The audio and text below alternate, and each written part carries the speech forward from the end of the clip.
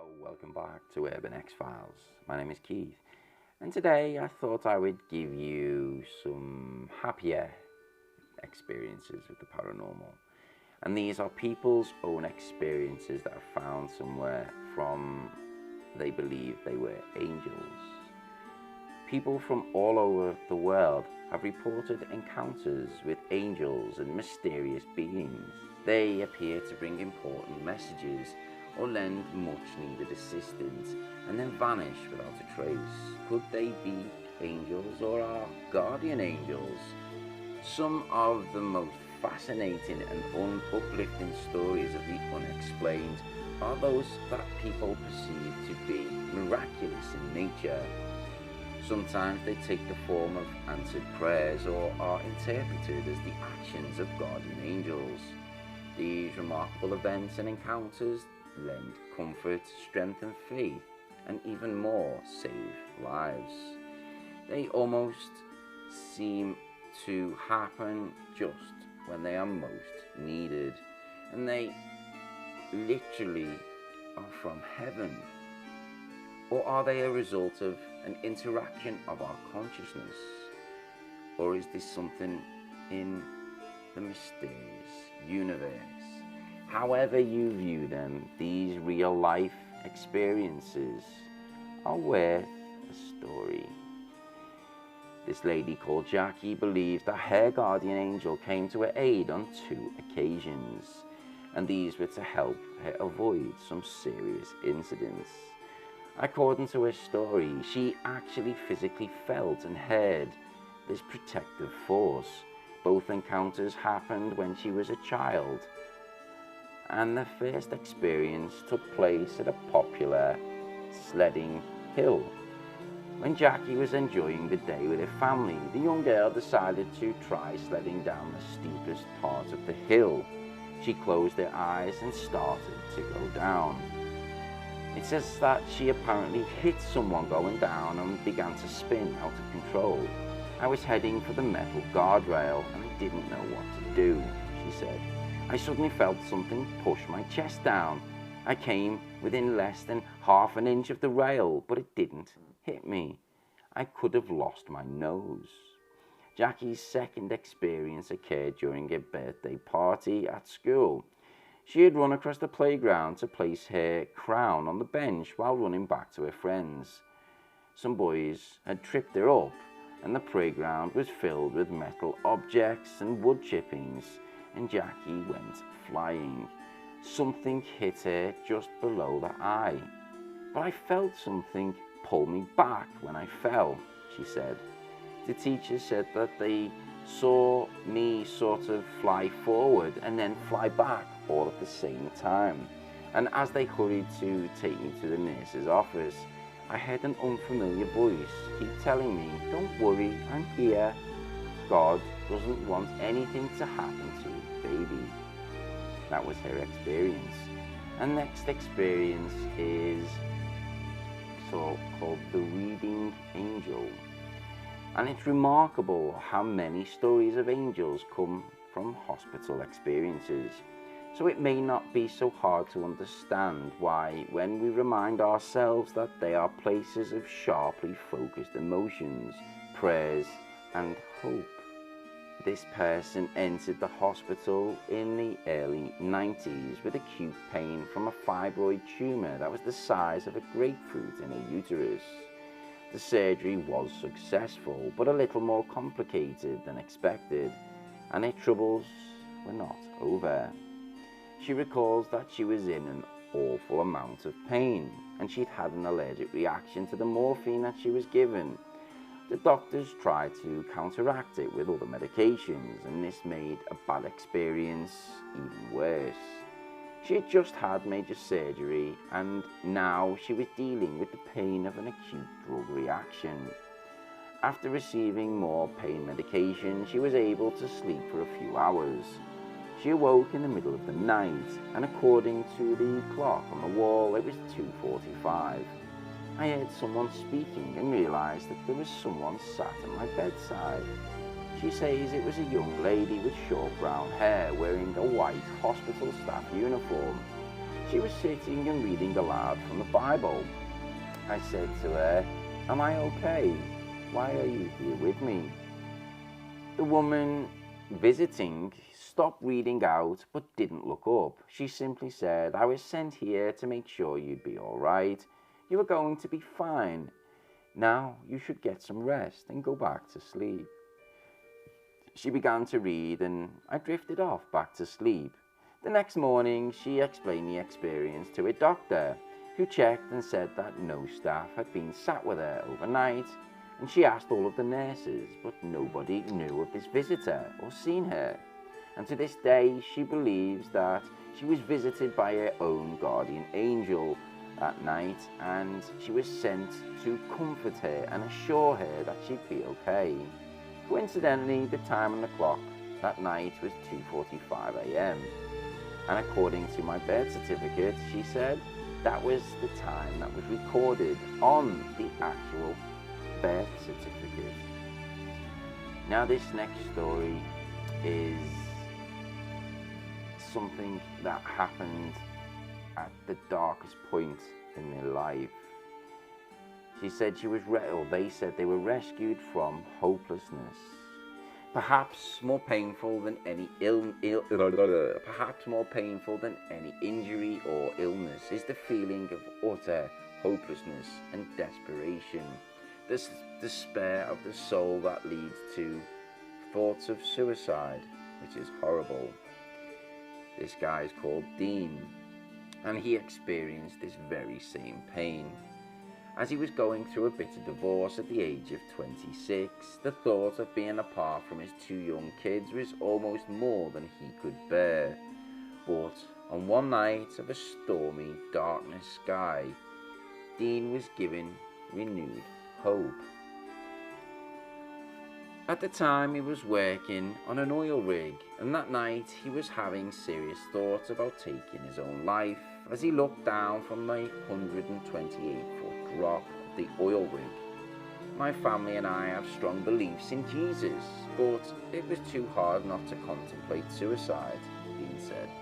In the worst thunderstorm he'd ever seen, he climbed the derrick to take his position to pull a pipe out of a hole where he was drilling. His co-workers urged him not to climb the derrick, saying that they'd rather have downtime than risk someone's life. Dean ignored this and he began to climb. Lightning flashed all around him and thunder echoed in the sky. I cried to God to take me. I couldn't even have his family, he said.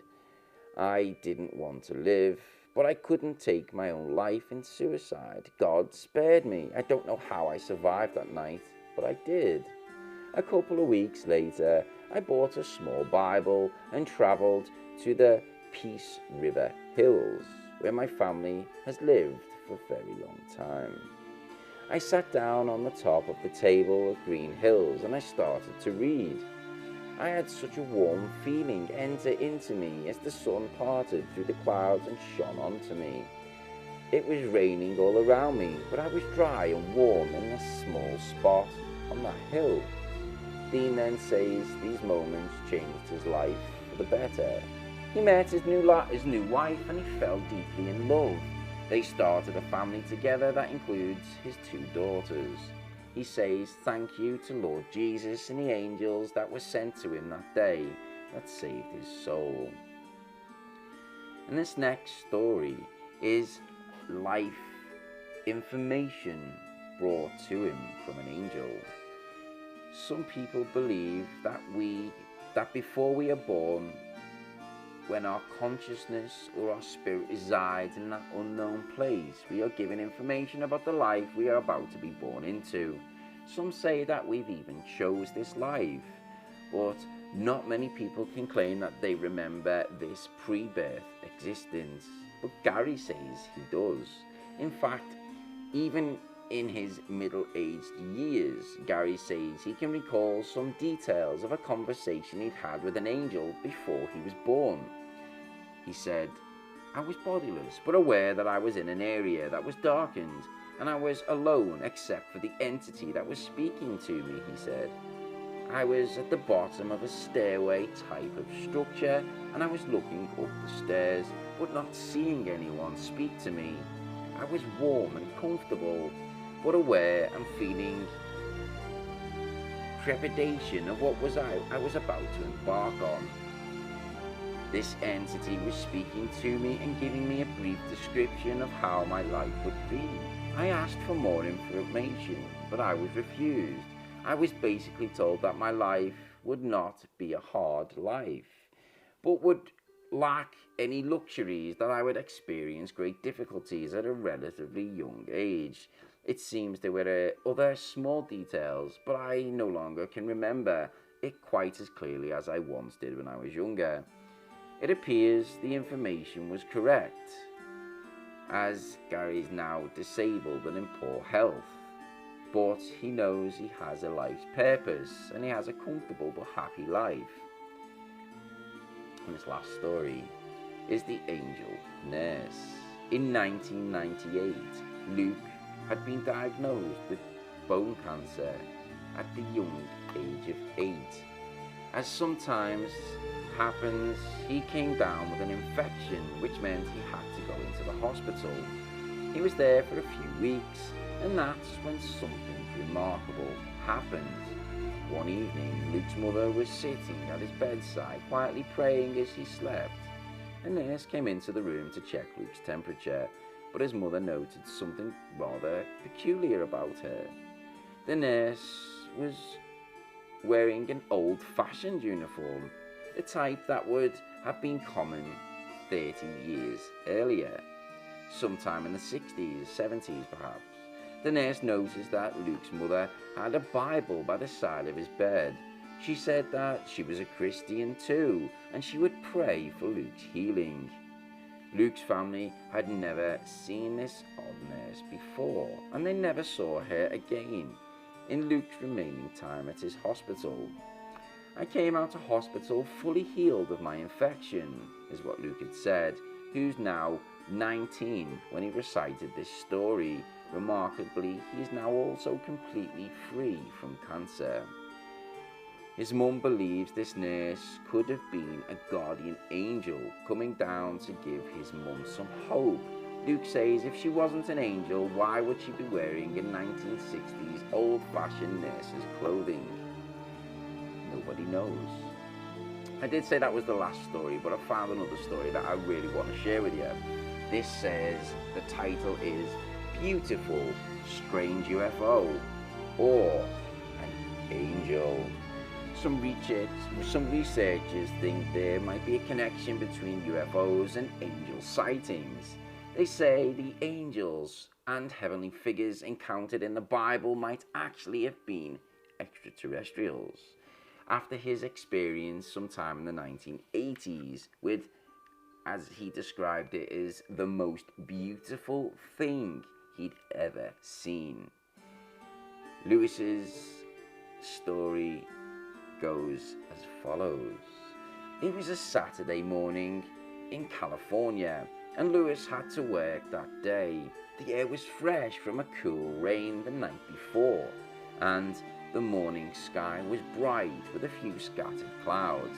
I was heading out to my car in the back parking lot of the apartment complex where I lived when I noticed someone kneeling next to my car. The person saw me and quickly stood up, holding a crowbar. The young man was quite obviously startled by Lewis's interruption, and although Lewis sensed the boy was up to no good, it hadn't yet hit him what he was doing. Then Lewis looked through the passenger window of his car and saw that the steering wheel column had been stripped of its cover. He realized that the young man was trying to steal his car. I asked him what the hell he was doing, and he says he gave him a lame story about his friend's car being stolen last night and that his car looked exactly like his friend's car. But obviously Lewis didn't want to hear it. I told him that he was going to call the police, which he did do. Lewis dialed 999 or 911, as this was in America, and gave the operator the address. He told the would-be thief that the police were on the way and warned him not to leave. The boy said He would wait for the police, but Lewis could tell he was waiting for the right moment to make a run for it. If he did, I wasn't going to go and try and stop him, because his adrenaline was pumping and he also had a crowbar. As Lewis was grilling the young man who he was trying to detain, he began to notice 3 rather large clouds in a single file formation that were almost overhead. Then I saw it, he says, a shiny object exiting from the first cloud and entering the next, and then coming out of that one. It was shiny, like brightly polished chrome, and moving at a fast speed. I couldn't quite make out the shape. By this time, Lewis was so distracted by the UFO that the guy saw his chance and took off. That's when the object entered the last cloud. From there, it was nothing but open sky. When it emerged, my life changed, Lewis says. There, against the richness of the blue sky, was a silvery shape that seemed to have arms and legs. It was so beautiful to look at. At the same time, it had the appearance of metal. It looked like some kind of ship with a strange design. The best way I can describe it is it looked like the silverware in the design of stickmen that children drew. It was huge, moving fast, and it made no noise. As it sailed overhead, some of the limbs would move up and down, giving the impressions that this silver thing was alive, a living entity. It made a couple of rolls, reflecting the sun in every direction. It was just beautiful. As it started to fade away from my view, I found myself short of breath with tears running down my cheeks. It had that much of an effect on me. I began thinking maybe that's what an angel might look like. So today is some nice, haunting, spooky experience with a nice twist rather than a dark entity situation.